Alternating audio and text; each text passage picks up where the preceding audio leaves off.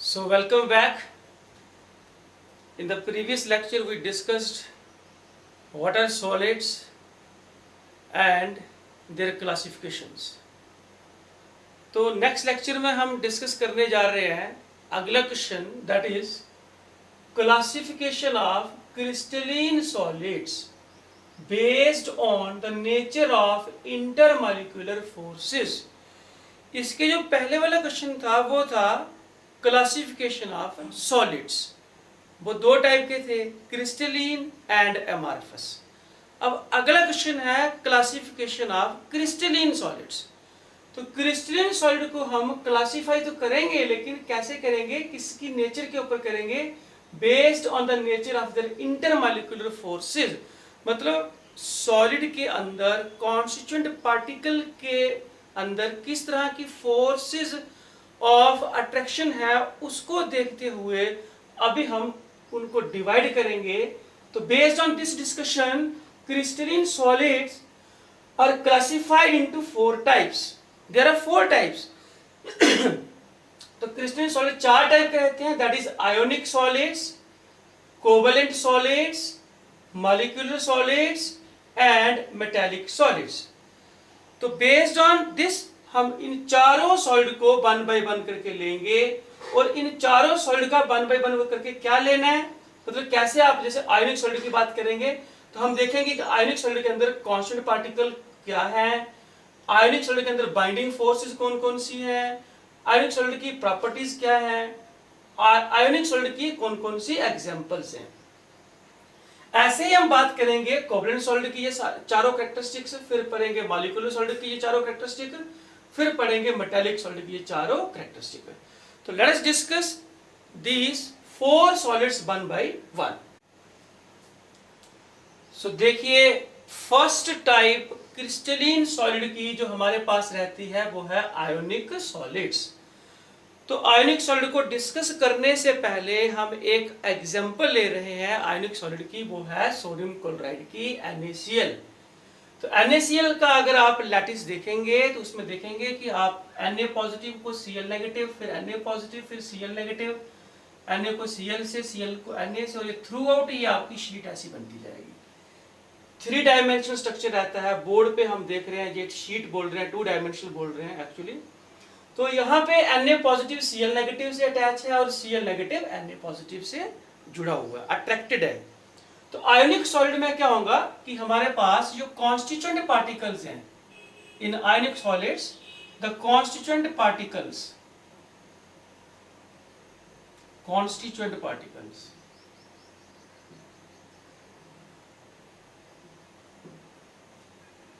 are positive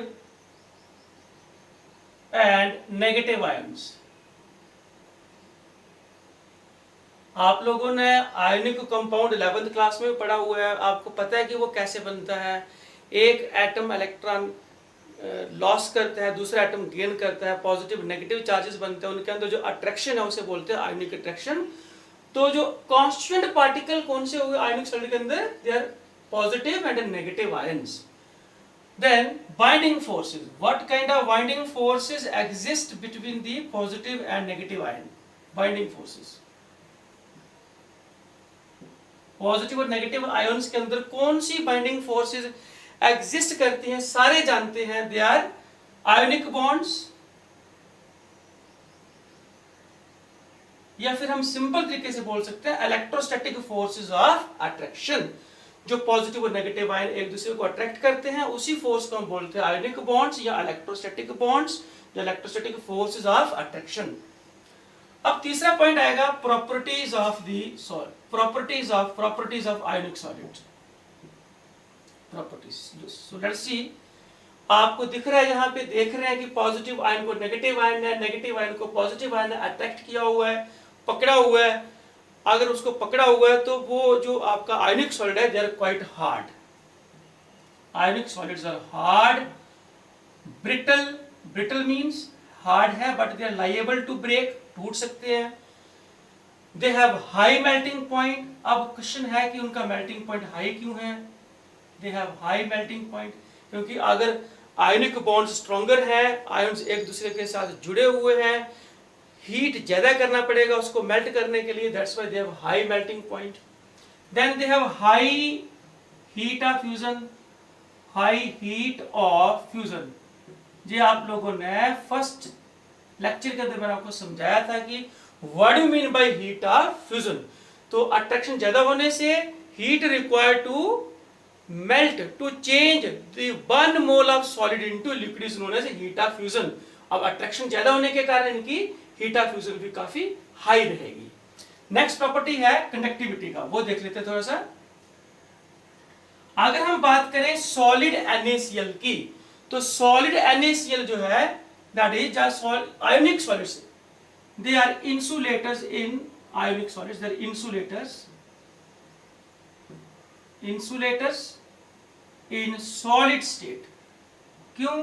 क्योंकि solid form में ions की मूवमेंट पॉसिबल नहीं है। सपोज हमारे पास ये एक इलेक्ट्रिकल वायर है, सपोज ये इलेक्ट्रिकल वायर है, ये वायर से करंट आ रहा है पीछे से। अब ये इस शीट को हमने इस वायर से टच कर दिया, मान लो पीछे से करंट आ रहा है मान लो। अब आयंस अपनी जगह पे फिक्स्ड हैं, स्टैटिक है, नहीं चल रहे हैं, तो फिर करंट यहीं पे हो गया, आगे उसको करंट को जो चार्ज को आगे कैरियर जो आगे उसको लेने वाला कोई नहीं है। तो इसका मतलब करंट इस शीट के अंदर या इस सॉलिड के अंदर पास नहीं होगी। कारण सिंपल यही है कि ions are fixed at their own positions. But अगर हम आयनिक सॉलिड को क्या करें, एक्वस सॉल्यूशन में या फिर इसको मोल्टन फॉर्म में, what they are conductor in their molten form, in their molten or aqueous form, melt कैसे करेंगे, हीट करेंगे इसको, NaCl की क्रिस्टल को हीट करेंगे तो मेल्ट हो जाएगा। मेल्ट करने से आयंस की मूवमेंट होगी, अगर आयंस की मूवमेंट होगी पीछे से चार्ज आ रहा है तो वो भी मूव करेगा, वो भी पूरी शीट में सेपरेट कर जाएगा। तो इसका मतलब ये हुआ कि ionic solids are conductor when taken in their molten form, or when you dissolve them in water, aqueous solution is formed। aqueous solutions में भी क्या होगा, आयंस की मूवमेंट होगी, मूवमेंट से करंट एक जगह से दूसरी जगह पे ट्रांसफर आसानी से हो जाएगी। सो ये हम बोल सकते हैं कि इनका जो कंडक्टिविटी है, इनका जो कंडक्टिंग नेचर है वो कैसा है, they are insulator in the solid state, what they are conductor in their molten or in the aqueous form। तो फोर्थ प्रॉपर्टी हम इसका जो लेने वाले हैं, जो आयोनिक सॉलिड का जो कैरेक्टरिस्टिक लेने वाले हैं वो है एग्जांपल्स। तो एग्जांपल सारे जानते हैं, what are the examples of the ionic solids. जितने भी आयोनिक कंपाउंड्स हैं they are all the examples of ionic solids. अब आयोनिक कंपाउंड कैसे बनते हैं 11th क्लास में पढ़ चुके हैं। पीरियोडिक टेबल के अंदर जितने भी मेटल्स हैं, alkali metal, alkaline earth metal, वो सारे नॉन मेटल के साथ मिलकर, नॉन मेटल कौन से हो गए, हैलोजेंस, ऑक्सीजन फैमिली के हैं, इनके साथ मिलकर जो कंपाउंड बनेंगे वो होंगे सारे आयोनिक। जैसे अल्कली मेटल से हम ले लें Na और हैलोजन से ले लें Cl। NaCl is an example of ionic solid। Then we can take KCl, this is also an example of ionic solid। Then we can take zinc sulfide, then we can take potassium nitrate। There are so many examples of ionic solid। बिल्कुल आसान तरीके से आप खुद example बना सकते हैं। कैसे, अल्कली मेटल लीजिए एक साइड से और हैलोजन ले लीजिए दूसरी साइड से, दोनों को आप मिला के एक कंपाउंड बनाइए, वो आयंस की फॉर्म में एग्जिस्ट करेगा, इस तरह से उसकी शीट बनेगी और इस तरीके के उनके पॉइंट्स बनेंगे। नेक्स्ट हम एग्जाम्पल आगे लेना चाहते हैं तो वो ले सकते हो आप लोग, क्या KBr लाइक दिस, ये ले सकते हो। और बड़े सारे एग्जाम्पल आप देखिए, आयनिक कंपाउंड बड़े सारे आपने 11th क्लास में पढ़े थे। तो this is the discussion of the ionic solids. मुझे थोड़ा सा मैं इसको थोड़ा सा और रिपीट कर दूं 1 मिनट में। तो कांस्टेंट पार्टिकल्स हुए कौन से, positive and negative ions. Binding forces कौन सी हुई, आयनिक बॉन्ड्स या फिर जिसे बोल सकते हैं electrostatic bonds. Properties quite hard रहते हैं, ब्रिटल है, हाई मेल्टिंग पॉइंट है, हाई हीट ऑफ फ्यूजन है, इंसुलेटर है और कंडक्टर भी है, करंट पास भी होती है, डिपेंड करता है उनकी फेज कौन सी है। These are the examples of the NaCl, KCl, zinc sulphide. तो चलिए second classification of crystalline solid हमने डिस्कस करनी है अभी, वो है कोवलेंट या फिर उसका एक और नाम है नेटवर्क सॉलिड्स। तो देखिए कोवलेंट सॉलिड में या नेटवर्क सॉलिड में इसमें क्या चीज रहती है, इसको सीखने के लिए हम पहले डायमंड का एक थोड़ा सा स्ट्रक्चर मैंने यहाँ पे ड्रा किया है, 3 डायमेंशनल स्ट्रक्चर रहता है बेसिकली। हमने बोर्ड पे 2D की फॉर्म में इसको ड्रा किया, तो अंडरस्टैंड करें यहाँ पे क्या है। This black point is representing carbon, ये कार्बन है, एक कार्बन 4 कार्बन से अटैच है। फिर this one carbon 1 1 2 3 and this is 4th। Her carbon 4 carbon से अटैच है और एक पूरी शीट, एक नेटवर्क बनेगा, मतलब पूरी नेटवर्क बनेगा, एक कंप्लीट नेटवर्क बनना है। इस तरह के सॉलिड को हम बोलते हैं कोवलेंट सॉलिड या नेटवर्क सॉलिड।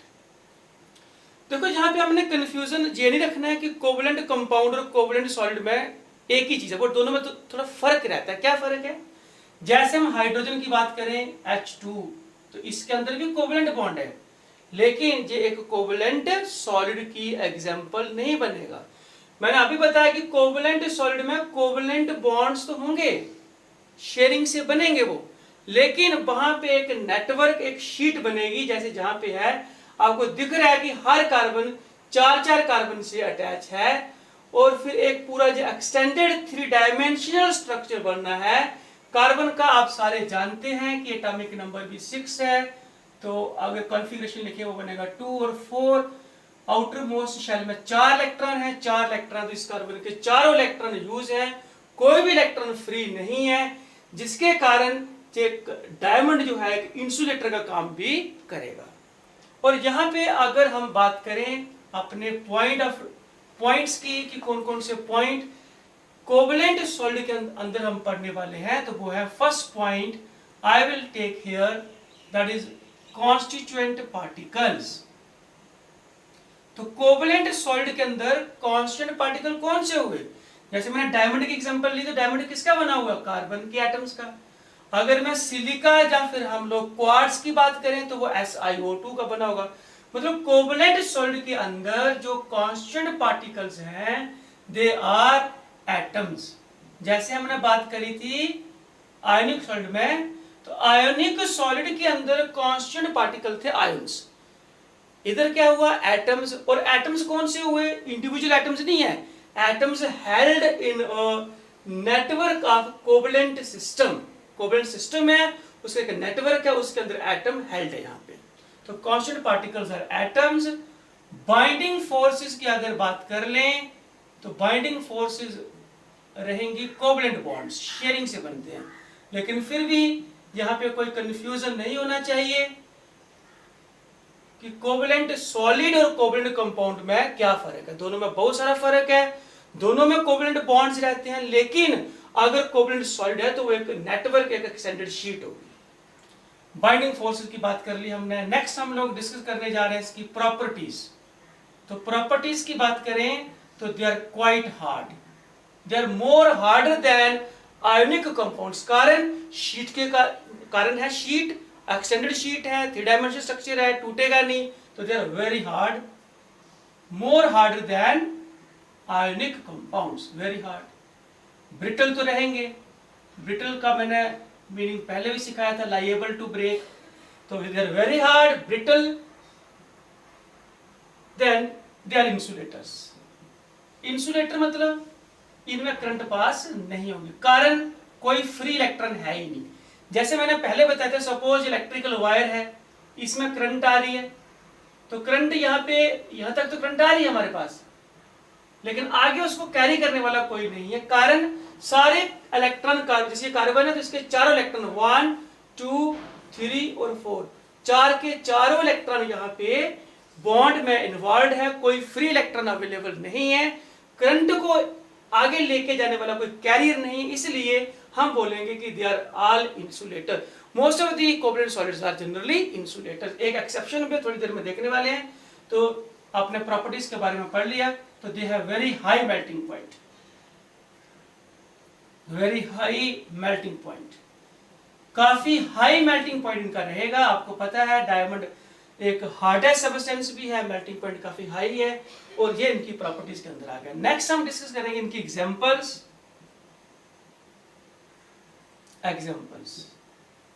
तो एग्जांपल की बात करें तो हमने अभी लिखा है diamond, you can take an example of covalent solid, you can take an example of graphite, graphite और डायमंड के स्ट्रक्चर में थोड़ा फर्क है, 11th क्लास में पढ़ा होगा आपने।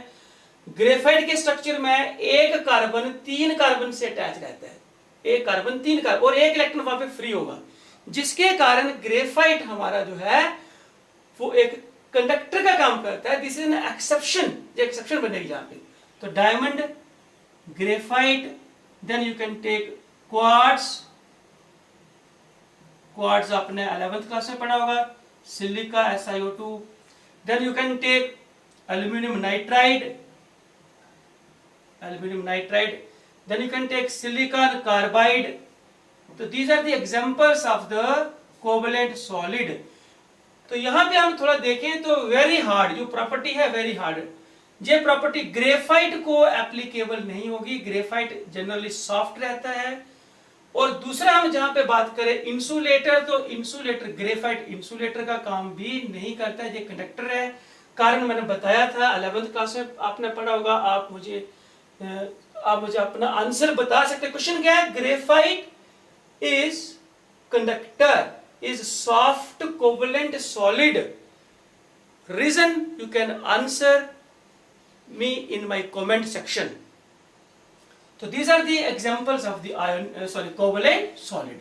अगर हम जहां पे बात करें सिलिका की बात, जहां हम लोग जो हमने क्वार्ट्ज की बात करी, तो यहाँ पे आप देख सकते हैं क्वार्ट्ज का स्ट्रक्चर, SiO2 का स्ट्रक्चर भी ऐसे है, जिसमें एक सिलिकॉन, ऑक्सीजन, सिलिकॉन, फिर oxygen, like this. Then silicon oxygen से अटैच है, ऑक्सीजन सिलिकॉन से अटैच है, लाइक दिस। ये आपने 11th क्लास में सारा स्ट्रक्चर पढ़ा हुआ है, वहां से भी आप देख सकते हैं। ये आ गया, this is structure of the quartz.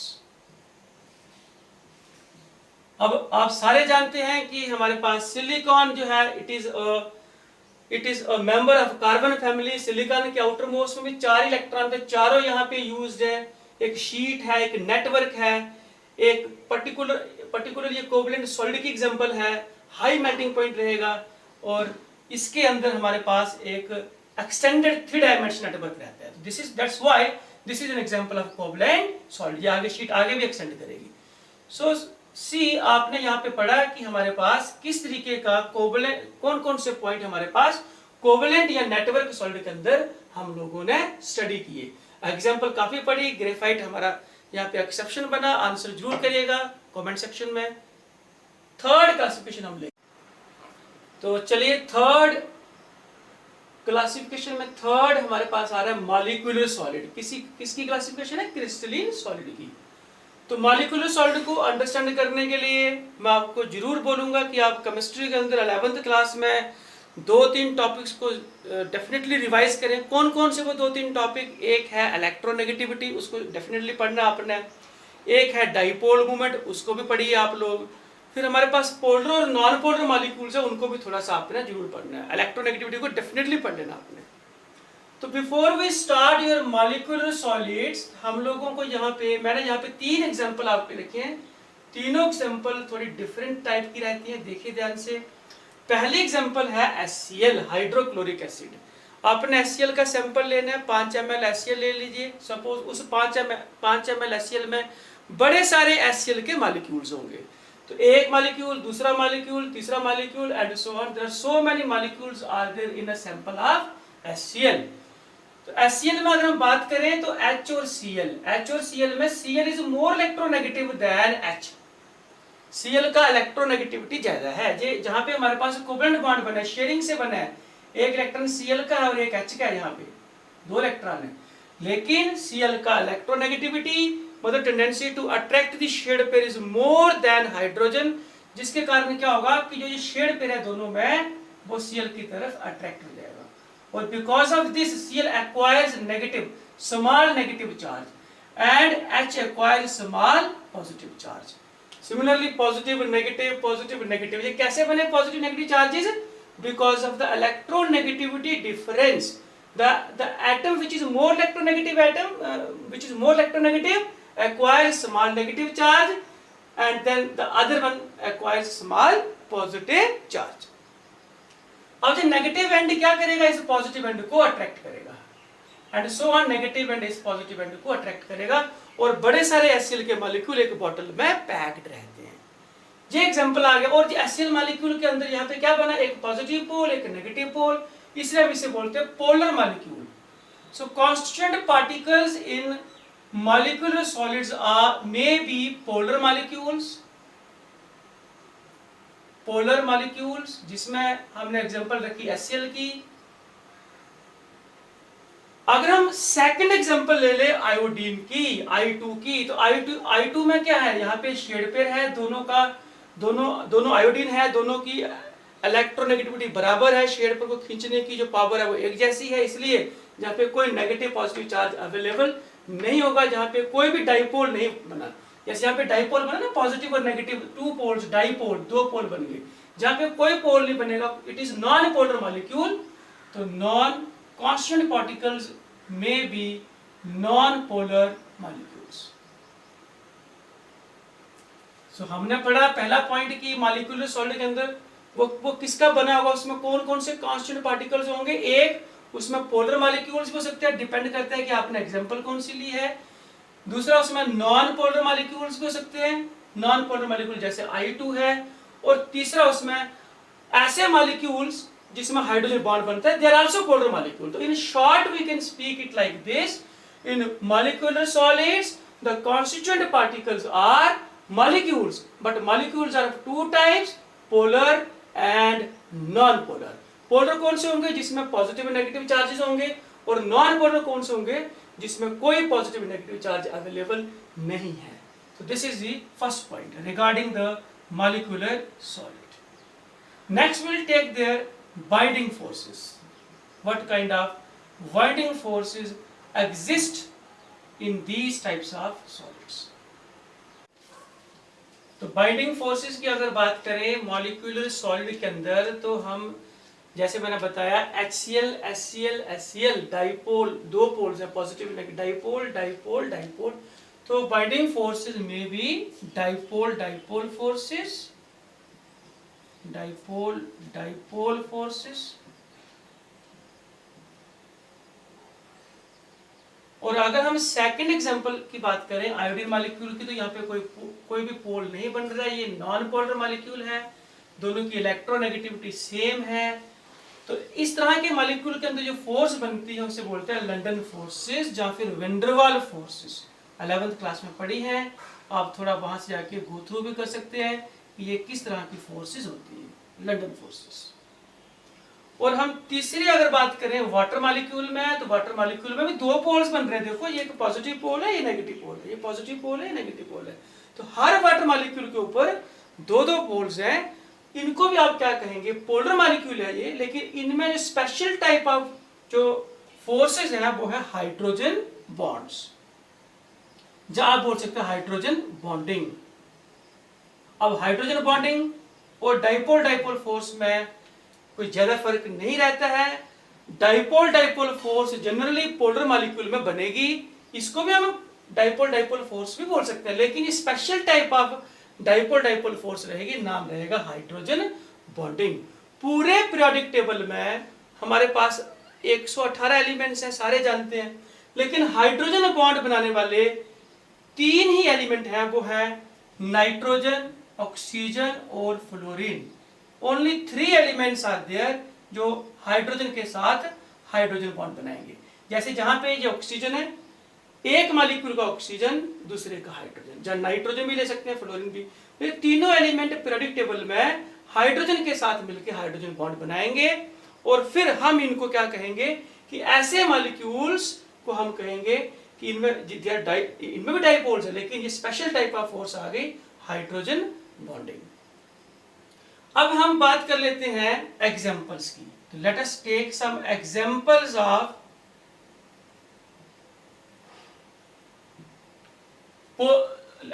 Of molecular solids. तो हम एग्जांपल लेने से पहले हमारे पास बड़ी सारी एग्जांपल्स हैं। जैसे मैं एग्जांपल लूं HCl की ले ली मैंने, यहाँ पे HCl एक मॉलिक्यूलर सॉलिड है, लेकिन मॉलिक्यूलर सॉलिड किसके अंदर आएगा, पोलर मॉलिक्यूलर सॉलिड।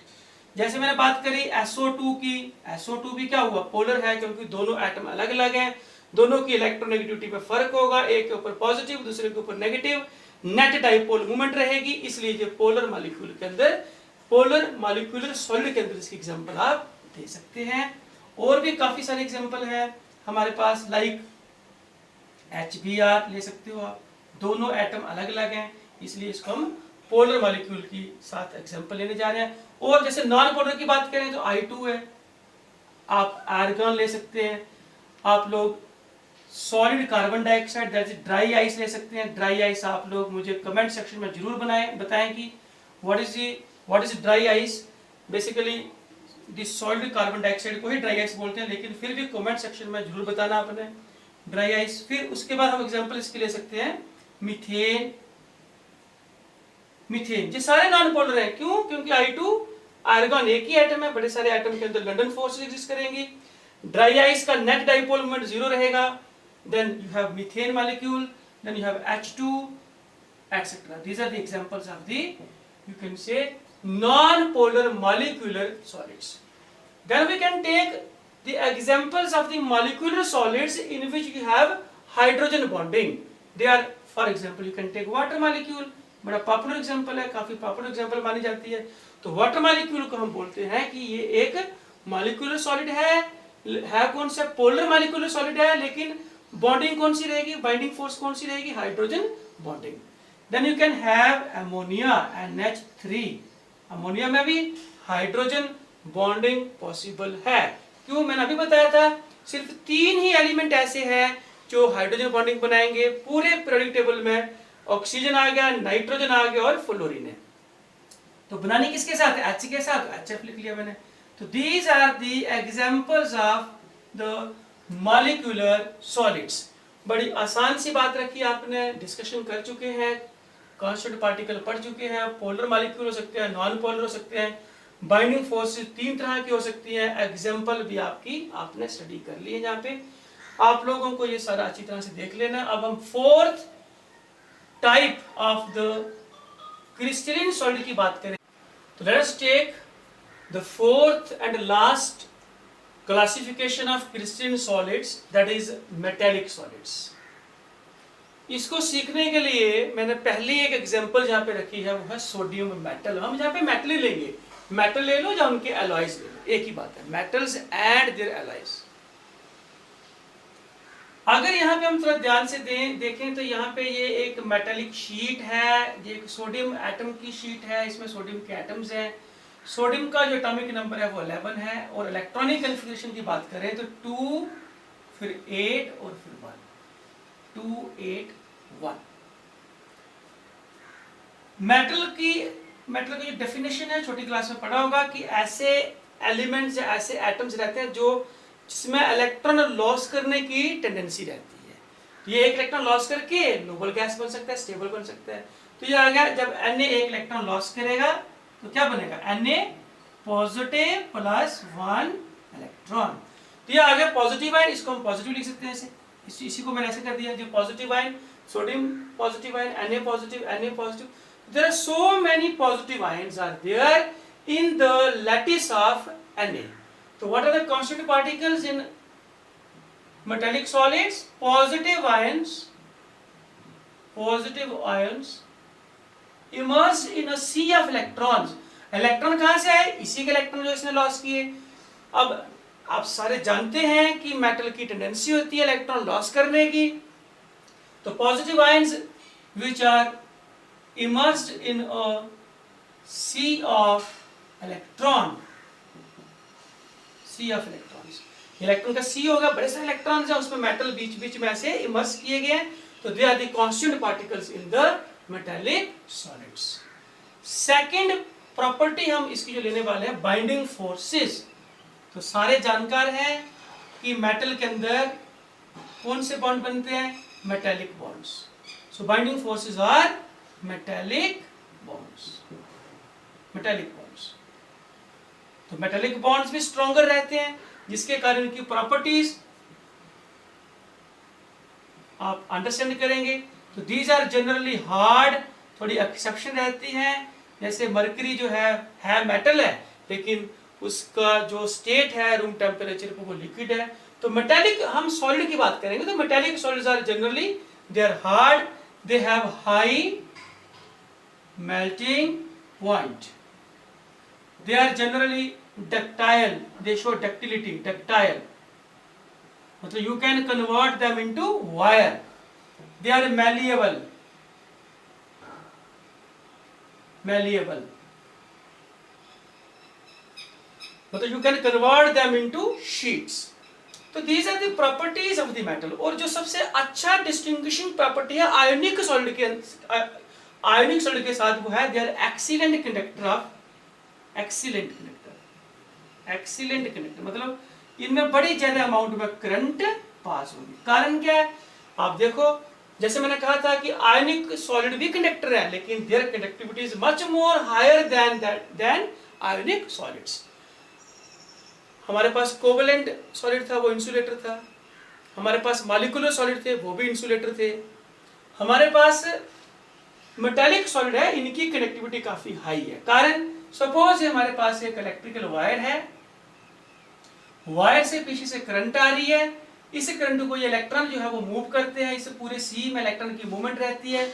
जैसे ये करंट यहाँ पे आई, इस इलेक्ट्रॉन को मिली मान लो, तो इलेक्ट्रॉन को ये करंट मिली, ये चार्ज मिला तो ये मूव करेगा, जो आगे पीछे मूव करेगा तो हर जगह पे करंट को ट्रांसफर कर देगा. So what are the charge carrier? Electrons are the charge carrier in the metallic solids. Ionic solid में जो करंट को एक जगह से दूसरी जगह पे लेके गए थे वो थे आयोन्स, और इसमें इलेक्ट्रॉन्स, इलेक्ट्रॉन की स्पीड ज्यादा रहती है और इलेक्ट्रॉन का नंबर अमाउंट भी ज्यादा है, जहां पे नंबर भी ज्यादा है करंट भी ज्यादा पास होगी. इसलिए हम बोलते हैं कि हमारे पास जो मेटालिक सॉलिड्स हैं they are excellent conductors. And the fourth and last characteristics of the metallic solid that is examples. We will take their examples. तो all the metals and their alloys are the examples of the metallic solid.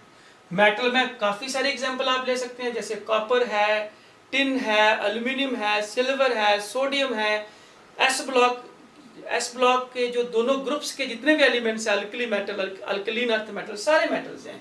और उनके जो alloys हैं, alloys में आप brass ले सकते हैं, आप लोग देयर आर सो मेनी, आप लोग ब्रास के साथ साथ और भी कुछ एलॉयज की एग्जांपल हैं. ब्रोंज ले सकते हैं आप लोग, गन मेटल ले सकते हैं, बेल मेटल ले सकते हैं. तो they are the examples of the alloys. तो ये हमारे पास पॉइंट्स रहे, थोड़ा सा शॉर्ट में देख लें. कांस्टेंट पार्टिकल है पॉजिटिव और negative ions, positive ions immersed in a sea of electron. Binding forces है मेटालिक बॉन्ड्स. प्रॉपर्टीज हैं hard, high melting point, ductile, malleable, excellent conductor, और ये कुछ एग्जांपल्स हैं. अब हम यहाँ पे इस डिस्कशन के ऊपर दो क्वेश्चंस लेने वाले हैं, वो देखिए. तो फर्स्ट क्वेश्चन यहाँ पे देखिए आपका मैंने लिखा हुआ है, indicate the type of following solids. किसके ऊपर क्वेश्चंस है? जो अभी डिस्कशन करें उसके ऊपर जो क्वेश्चंस है. एक क्वेश्चन हम थोड़ी देर में लेने वाले हैं. इस क्वेश्चन के दो पार्ट है, थोड़ा ध्यान से देखें. इस आपने बताना है कि कौन सा सॉलिड है इस स्टेटमेंट को जो सेटिस्फाई कर रहा है. वो क्या है? देखिए, a solid which is very hard. Very hard generally हमने हार्ड वाले तीन पढ़े थे, एक था आयोनिक, एक था कोवलेंट और एक था मेटालिक. मतलब तीन में से कोई एक हो सकता है, लेकिन इसे वेरी हार्ड लिखा है. Has extremely high melting point. तो आयोनिक का भी जनरली मेल्टिंग पॉइंट हाई रहता है और मेटालिक का भी जनरली हाई मेल्टिंग पॉइंट. तो यहाँ तक हम दोनों चीजों को अगर पढ़ेंगे तो हमारे पास पता चल रहा है कि ये आयोनिक भी हो सकता है, जो हमारे पास कोवलेंट भी हो सकता है, और ये हमारे पास मेटालिक भी हो सकता है. आगे चलते हैं. And is insulator. अब ये मेटालिक नहीं हो सकता लेकिन आयोनिक हो सकता है, क्योंकि सॉलिड स्टेट में ionic solids are generally insulator. And insulator in solid state as well as in molten state. मतलब मोल्टन स्टेट में भी वो इंसुलेटरी है. तो definitely it means they are it is an example of covalent solid like diamond. Answer आ जाएगा covalent solid, covalent solids. Second देखिए, a solid which is electrically conductor and is malleable and ductile. तो देखिए ये तो simple है, electrically conductor है, ठीक है. तो कंडक्टर आपको बताया था आयोनिक भी हो सकता है, कंडक्टर आपका मेटालिक भी हो सकता है. तो यहां तक देखेंगे तो आयोनिक भी बन रहा है और मेटालिक बन रहा है. आगे क्या है? And is malleable and ductile. तो डेफिनेटली वो मेटालिक सॉलिड है, that is a metallic solid. So this is the question first. Now we'll take question number second. तो second question है classify the different solids in different categories based on nature of intermolecular forces. तो सारे जानते हैं, अभी हमने discussion में रखा कि इंटरमॉलिक्यूलर फोर्सेस ऑफ अट्रैक्शन के अकॉर्डिंगली सॉलिड हमारे पास चार टाइप के थे, 4 टाइप्स के थे, ionic, covalent, molecular and metallic. तो इस लिस्ट में से हमने बताना है कि कौन सा सॉलिड आयोनिक है, कौन सा कोवलेंट है और कौन सा मॉलिक्यूलर है एंड लास्ट मेटालिक है. तो चलिए देखते हैं, हम 1 बाय 1 करके सारे यहाँ पे डिस्कस करेंगे अभी. तो देखिए पोटाशियम सल्फेट, यहाँ पे मेटल है, पोटाशियम मेटल है, सल्फर नॉन मेटल है, आयोनिक पॉजिटिव, सल्फेट के ऊपर पॉजिटिव है, सल्फेट के ऊपर -2 है, आयंस से बनेगा ionic solid. K2SO4 is an example of ionic solid. Tin आप सारे जानते हैं मेटल है, तो मेटालिक सॉलिड आ जाएगा. टिन मेटल है. Carbon, silicon, germanium, tin, lead हो गया, टिन हो गया, ये दोनों मेटल है तो मेटालिक सॉलिड है. बेंजीन का फॉर्मूला क्या है? C6H6. What is the formula of a molecule of benzene? C6H6. तो मॉलिक्यूल बोला मैंने, बेंजीन एक मॉलिक्यूल है जिसका एक फॉर्मूला है C6H6, इसलिए ये मॉलिक्यूलर सॉलिड है. Benzene is an example of molecular solid, क्योंकि जिसका एक फॉर्मूला होगा ना, जिसके मॉलिक्यूल का फॉर्मूला होगा उसे हम बोलेंगे molecular solid. Then you have urea का फॉर्मूला भी पढ़ा आपने. This is the first organic compound discovered in lab. जब प्रिपेयर्ड इन लैब, तो यूरिया का फॉर्मूला भी आप मुझे बता सकते हैं कमेंट सेक्शन में. NH2CO NH2 रहता है, फिर भी बताइए जरूर. Benzene, urea. Dry ice is also an example of molecular solid. क्यों? What is the formula of dry ice? CO2 एक मॉलिक्यूल है, कार्बन डाइऑक्साइड का मॉलिक्यूल है, तो मॉलिक्यूल से बनेगा मॉलिक्यूलर सॉलिड. अमोनिया भी एक मॉलिक्यूल है. What is the formula of ammonia molecule? NH3. तो अमोनिया एक मॉलिक्यूलर सॉलिड है. वाटर भी एक मॉलिक्यूलर सॉलिड है, H2O. वाटर के मॉलिक्यूल का formula H2O. Zinc sulphide, zinc metal है, सल्फर नॉन मेटल है. मेटल और नॉन मेटल से जो कंपाउंड बनता है वो जनरली बनता है ionic. Then graphite, you all know graphite किसका बना है? कार्बन का बना है. What is the formula of graphite? नहीं, एक कार्बन 3 कार्बन से, अगला कार्बन 3 कार्बन से, तो इसको कोई पर्टिकुलर फॉर्मूला नहीं बनता है जे बॉन्ड कार्बन में कोवलेंट है, लेकिन कोई फॉर्मूला नहीं है कोई पर्टिकुलर, तो हम इसको मॉलिक्यूलर सॉलिड में नहीं लेंगे, हम इसको लेंगे कोवलेंट सॉलिड में. तो मैंने बताया भी था कि ग्रेफाइट एक सॉफ्ट और कंडक्टर, एक सॉफ्ट है, कंडक्टर है, कोवलेंट सॉलिड है. Then you can have rubidium is a metal. Rubidium.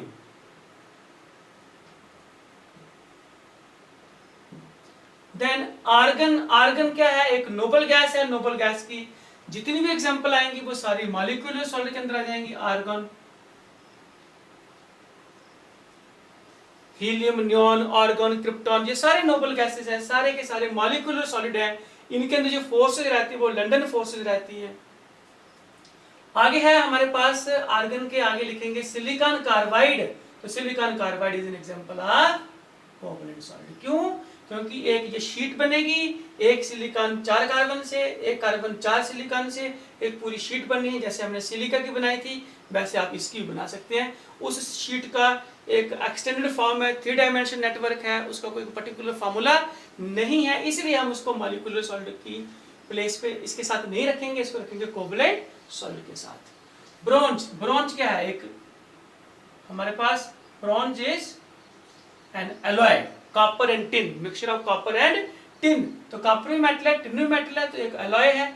Alloy को हम डालेंगे मेटालिक सॉलिड के अंदर. तो quartz mean SiO2, silica SiO2. तो सिलिका का स्ट्रक्चर हमने लेक्चर में बनाया भी था, एक एक्सटेंडेड नेटवर्क है, शीट है, तो it is taken as an example of covalent solid. So this is the discussion of the classification of solids. Next question को अंडरस्टैंड करने के लिए, डिस्कस करने के लिए बने रहे मेरे साथ मेरे चैनल पे. Till then, okay, bye bye.